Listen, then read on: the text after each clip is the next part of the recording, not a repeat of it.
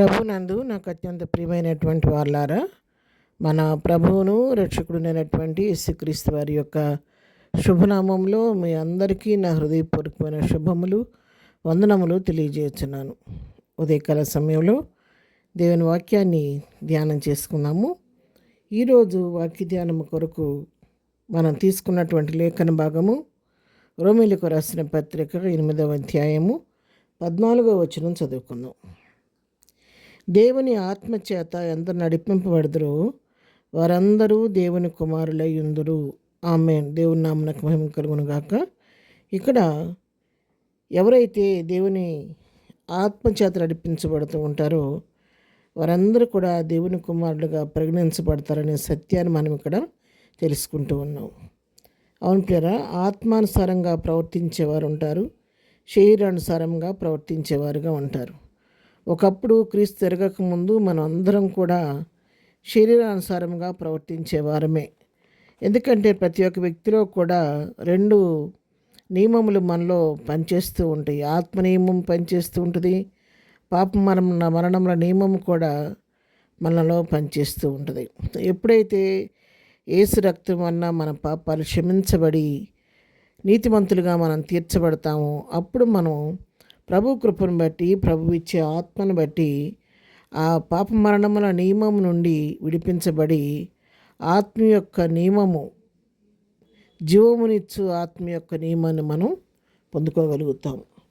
అంతవరకు శరీరానుసరమైన ఆలోచనలు, శరీరానుసరమైన తలంపులు, శరీరానుసరమైనటువంటి క్రియలు, శరీరాటువంటి నడవడి ప్రవర్తన కలిగి జీవించిన మనము ఎప్పుడైతే ప్రభువును ధరించుకుంటామో ప్రభు ఆత్మ మనలో పనిచేయటం మొదలుపెట్టినప్పటి నుంచి మనం ఏం చేస్తామంటే శరీర క్రియను జయించడానికి ప్రయత్నిస్తూ ఉంటాము.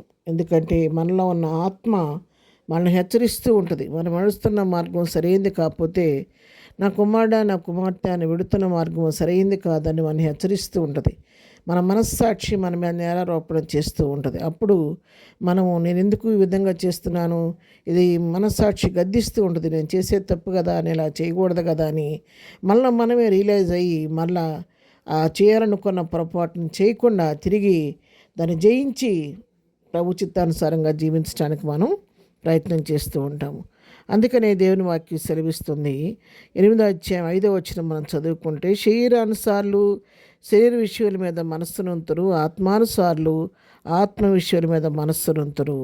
శరీరానుసారమైన మనస్సు మరణము, ఆత్మానుసారమైన మనస్సు జీవమును సమాధానమునై ఉన్నది. చూసారా, శరీరానుసారమైనటువంటి మనస్సు ఉంటుంది, ఆత్మానుసారమైనటువంటి మనస్సు ఉంటుంది. మన శరీరానుసార్లు ఏం చేస్తారు, శరీర సంబంధం వాటి మీద మనసు పెడతారు. ఆత్మను అనుసరించి నడిచేవారు, ఆత్మానుసారంగా జీవించేవారు ఏం చేస్తారంటే శరీరానుసారమైన వాటిని జయించుకొని ఆత్మానుసారమైన వాటిని మనసు పెట్టడం వలన వాటి వలన వారికి నెమ్మది, సమాధానము, జీవము కూడా కలుగుతూ ఉంటుందని దేవుని వాక్యం సెలవిస్తుంది. 9వ వచనం చదువుకుంటే, దేవుని ఆత్మ మీలో నివసించి ఉన్నాడలా మీరు ఆత్మ స్వభావం గలవారే కానీ శరీర స్వభావం కలవారు కారు. ఎవడైనా క్రీస్తు ఆత్మ లేని వాడైతే వాడాయన వాడు కాడను. ఎప్పుడైతే దేవుని ఆత్మ మనలో నివసిస్తుందో మనము ఆత్మానుసారులమే కానీ శరీర సంబంధం ఎంత మాత్రం కూడా కాదనమాట. ఎవరికైనా దేవుని ఆత్మ లేకుండా నేను క్రీస్తు బిడ్డనని చెప్పుకుంటూ ఆత్మ లేనివాడుగా, ఆత్మకార్యాలు గుర్తించలేని వాడుగా, ఆత్మచేత నడిపించబడలేని వాడుగా ఉన్నట్లయితే వాడు క్రీస్తు వాడు కాదనే సత్యాన్ని కూడా దేవుని వాక్యం సెలవిస్తుంది. 11వ వచనం చదువుకుందాం. మృతుల్లో నుండి యేసును లేపిన వాని ఆత్మ మీరు నివసించిన ఎడల మృతుల్లో నుండి క్రీస్తు యేసును లేపిన వాడు చావునకు లోనైనా మీ శరీరమును కూడా మీరు నివసించున్న తన ఆత్మ ద్వారా జీవింపజేయను. ఆత్మానుసారంగా జీవించడం వలన నీకు నాకు కలిగే మేలు ఏంటంటే, ఎప్పుడైతే మృతుల్లో నుండి లేపిన యేసును లేపినటువంటి ఆత్మ ఎప్పుడైతే మనలో జీవిస్తూ ఉంటుందో ప్రభు అయిన యేసుక్రీస్తును మరణం నుండి లేపటం మాత్రమే కాదు, మరణంలో కూడా చావునకు లోనైన మన శరీరాలను కూడా విడిపించి మనలో నివసిస్తున్న ఆత్మ ద్వారా ఆయన మనం జీవింపచేస్తాడనే సత్యాన్ని ఇక్కడ మనం తెలుసుకుంటున్నాం. కాబట్టి ప్రభుని మనం ఇక మీదట శరీరానికి తావివ్వక శరీరాన్ని జయిస్తూ, శరీర క్రియలను జయిస్తూ ఆత్మ యొక్క చిత్తాన్ని తెలుసుకొని ఆత్మానుసారంగా ఈ లోకంలో జీవించినట్లయితే ప్రభు బిడ్డలుగా పరిగణించబడతాం. కాబట్టి అటు విధంగా ఆత్మానుసారమైన జీవితం కలిగి ప్రభు కృపకు పాత్రలు అవుదాం. ప్రార్థన. ప్రేమ కలిగిన తండ్రి, పరిశుద్ధుడా, ఉదయకాలం మాకు ఇచ్చిన శ్రేష్టమైన లేఖనం భాగాన్ని బట్టి నీకు వందనాలు. ఆత్మానుసారంగా జీవించి నీ బిడలుగా జీవించే కృప మాకు దయచేయండి. ఉదయకాల దీవులతో నింపండి.